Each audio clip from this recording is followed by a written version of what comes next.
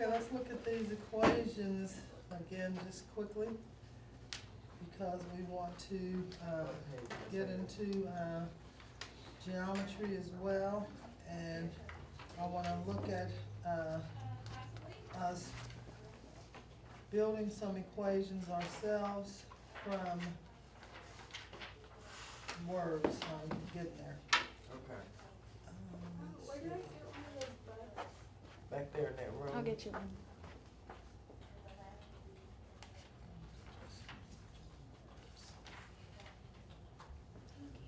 Let's look at page 316. Hello. Is this for the lab you have told me to start Tuesday, right? Uh-huh. All right, thank you. Mm-hmm.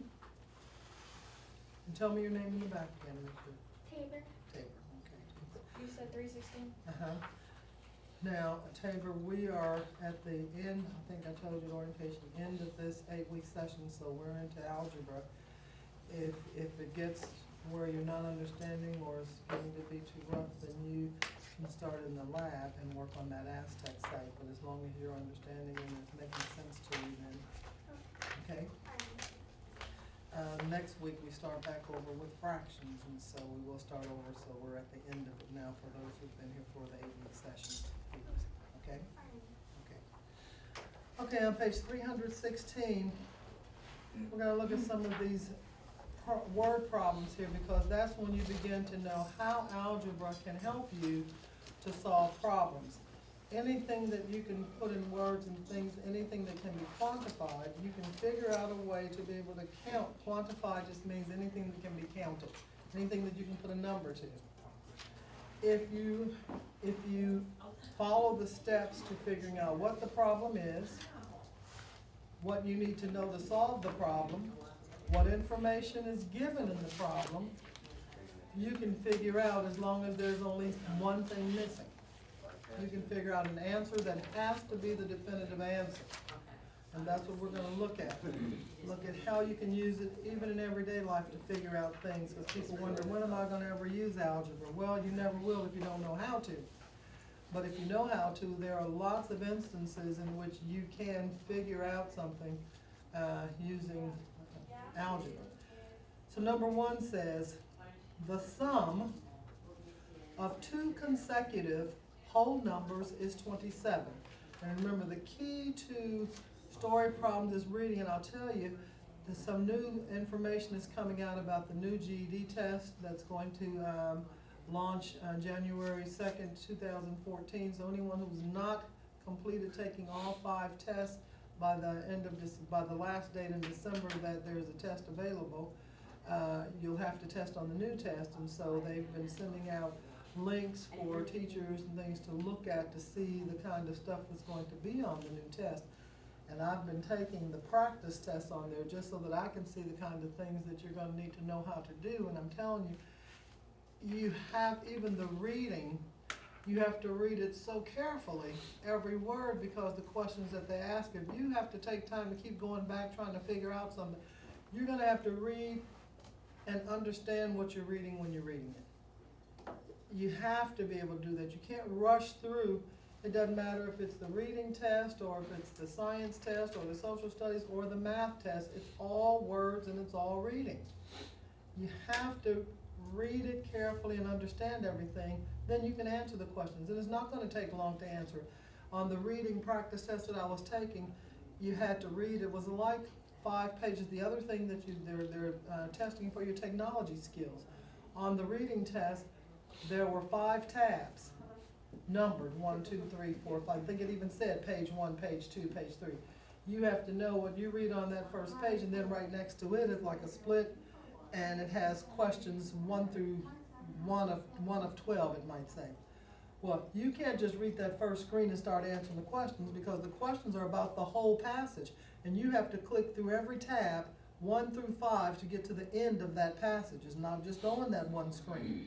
You know, so you have to read it all, and you need to read it all on the literature part and understand, like it may be they had one, the one I was reading was, it was talking about President Roosevelt and when he signed the civil rights legislation and things like that. And then it talked about Eleanor Roosevelt and the United Nations and things, and then it had you take and put events in order. You had to click and drag. You're gonna have to be able to do that. You had to click and drag and put 4 different things in the order that it occurred in the story. So I didn't have time then to go back and see which came first. I had to have read the story, understood the story, so that it made sense which of those things came first, you see. So reading is very important. And I want you to just take time to read things carefully, stop at a period, understand what has been said within that sentence, because what you learn is that every sentence has meaning. It's supposed to tell you something. So when it says the sum of 2 consecutive whole numbers is 27, what does that mean to you? What does the sum mean? What did they do? I mean, add together. They had to add numbers together to get a sum, right? So you know when they added 2 numbers together, they got 27. But they're not just whole numbers, because they could have said just numbers, which mean it could have been fractions and decimals as well. You can add something and a half and something and a half and come up with a whole, right? But it said they're whole numbers. But it said they're consecutive. What does consecutive mean? One right after the other. You see. So that means that, so I would say to myself, okay, they have to be one right after the other. That means it's got to be like 11 and 12, or 12 and 13, you see. So that's what you understand right there. So you know it's got to add up to 27. Now, you can stop right there and try to figure out what 2 numbers could they be. 13 and 14. You see what I'm saying? But you had to know what consecutive meant, and you had to know they were added together, because it could have said the product of 2 numbers is 27. And that would mean that the numbers had been what? If they told you that the product of 2 numbers is 27, what happened to those 2 numbers to get 27? Multiply. You had to know that the product is the answer when you multiply. So they'll tell you things like that. You look for those key words. So it asks us to find the numbers. Now, you found them just because you understood what you were reading. But if they ask you to, sometimes they will have the choices. They'll say which one of these algebraic equations would be, would show what they just said here, okay? So it says the sum of 2 numbers, so we know that, hello there, Francisco. We're on page 3. You got it? Okay. So we know that number 1 plus number 2, when they added it together, they got 27, right? Okay. So we want to be able, we can't find 2 unknowns, completely unknowns. The only way you can find 2 things that are unknown is that you have to identify everything by a component of one of them, okay? So what I know that if the first number is x, how would I tell you what the second number is using x if it's consecutive? What do you do to x to get the next number? Add 1, right? Yeah. So whatever this is, if I add 1 to it, it's the next number after that, right? So this is these are 2 consecutive numbers. We don't know what they are, but we know whatever this one is, if I add 1 to it, I'll get the next one.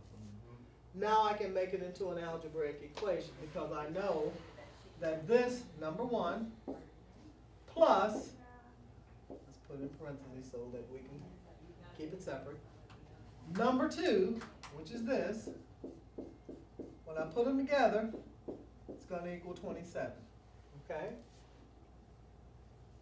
So now anytime I want to talk about the second number, it's an x plus 1. That's what we would call it if we had to talk about it. Now we can bring it out of parentheses. There's no number outside of it. It's not squared or anything, so we don't have to do anything to it. Just bring it on out of parentheses.